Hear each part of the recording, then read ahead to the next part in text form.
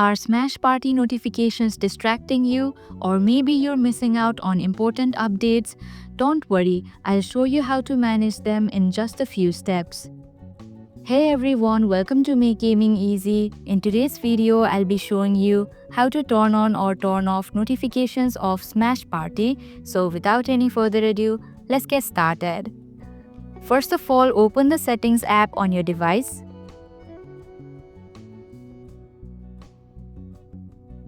This is where you can control notifications for all your apps. Now look for the section called Apps and tap on it. From the list of apps, locate Smash Party.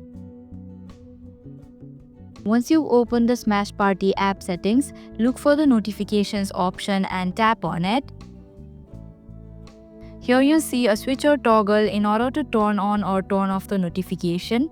Now you'll just have to tap on it in order to turn it on or turn off. And there you have it. Now you know how to manage Smash Party notifications like a pro. Thanks for watching Make Gaming Easy. If you like this video, hit the like button and drop a comment down if you have any questions or feedback. And if you're new, subscribe and stay updated for the future videos.